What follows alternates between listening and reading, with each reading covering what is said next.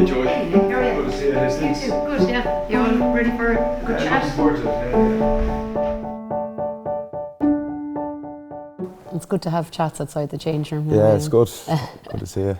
Yeah, you too. So I suppose we're here because I suppose we're trying to highlight a few things that maybe make it easier for others in our boat. Yep. Like what type of barriers would you face, you know, as a rugby player? Like I know it's probably a lot different to that as a referee, but I suppose it was kind of tough for me at the start because it wasn't really a thing that was done. There wasn't many rugby players, that kind of thing. So I definitely kind of struggled a bit with that and probably built it up in my own head. Made it a bigger deal than it was. But like when I went and told my teammates and stuff, like, you know, everyone was delighted for me that I could be myself and genuinely really happy for me. And, you know, I think I probably made it a bigger issue than it was, which is great. a massive sense of relief. Yeah, it was. Yeah, it was huge. Yeah.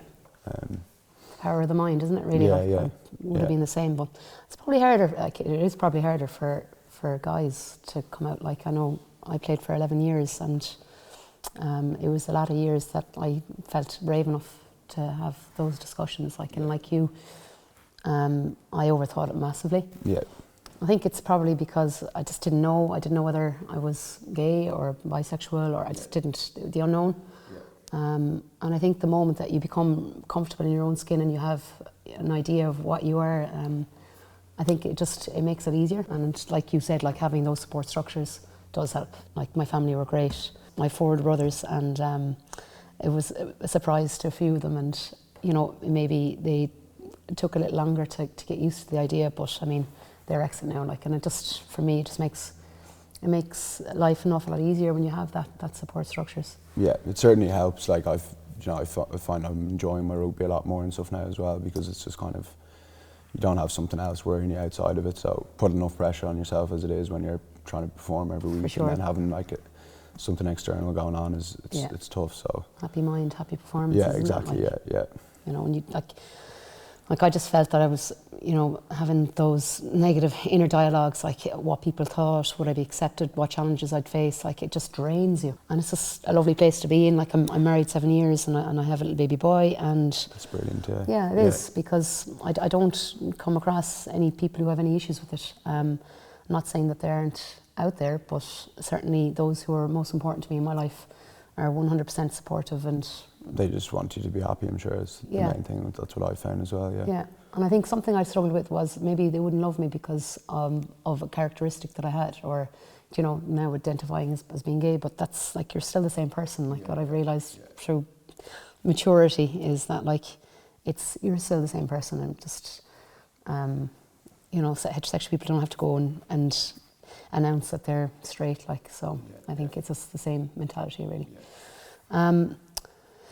Yeah, I just thought you were really brave, Nick, to be honest. Like, I do think that there's a lot more people out there that don't feel comfortable with coming out, particularly like in men's sports. Yeah. And like, I don't know if you realise, but what you've done for others is massive. Like, yeah, thanks, Mel. I appreciate that. I think for me, like seeing other people, other athletes come out, like Josh Cavallo and Carl Nassib, in the, say, a year or two before me, kind of really helped me. And then I kind of felt, well, if I could do that for someone else, that'd be important. But I think it's definitely getting better. You know, it's happening more now, and for sure, it's not a big deal really, and people are very accepting of it, and that's been my experience. I know we chatted earlier, and I was saying like about like having to challenge society a little bit more. Like there still is a minority group out there that will always bring it back to a tag or a label, like, and after having Alfie, I think I realised that like it's a massive role that I have in his life is to create an open and inclusive environment as possible in how I communicate to him from an early age, like having inclusive language and not just presuming he's going to have a girlfriend. He may have a boyfriend or whatever. And I just think sometimes as a society we need to challenge ourselves and not just talk the talk, but walk the walk. Yeah. You know, in like we were speaking about like locker room chat, and like for someone who's going to come out, if they hear people slagging about, you know, being gay or whatever, like it's going to have a detrimental. I think in Yeah. a way. Like, it Oh, would certainly 100%, put doubt in yeah, your mind, yeah. wouldn't it? Like, Yeah, yeah.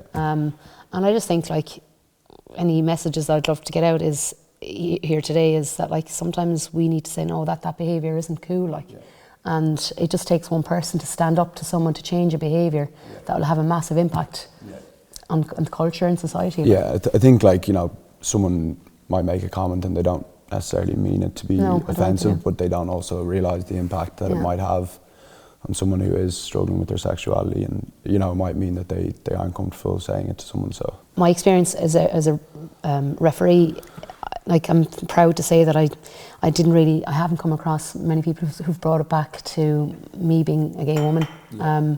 But unfortunately, they do take an opportunity to bring it back to the fact that I'm a female, you know, in a male-dominated environment. But like numerous occasions that have older men come up to me in their club blazers, and they're like, "Oh, you're here to ref the thirds?" And I'm like, "No, I'm actually here to ref the first." Now, this is when I first started. Thankfully, I mean, I think it's like the 2020 campaign, can't see, can't be. Like, so for these older gentlemen, they had never seen a female referee. So, and I don't think it was out of maliciousness. I think it was just more lack of education. yeah. And they're like, "You'll be able to keep up with the pace of play." And I'm just putting my hand in there. I'm sure I'll be fine. Like, and I think I've learned through those throwaway comments to not react in the wrong way. There's nothing worse when you react in the wrong way and you're more annoyed with how you reacted rather than being annoyed with what happened to you. But I've always tried to prove throughout my career that like we need to drop the tags and labels. It's not about like gender, sexuality, culture, colour. It's about a person doing a job to the best of their ability in the environment at a standard necessary. And like the reward for me is like 9 times out of 10 those individuals would have come up afterwards and said, "Wow, when's your next game? You're brilliant." And I hope to think that the next time a member of a minority group coming through wouldn't have that same experience as a consequence of. Yeah, but I think like you'd be a great role model for people Thank you. for young girls and in that who potentially want to get into playing sport or being a referee. I hope so. I think we need to see more female referees out there. We need like no referees, no game. Like we need to see more referees, but we definitely need to see more female referees. And it's a tough old business to be in. It is.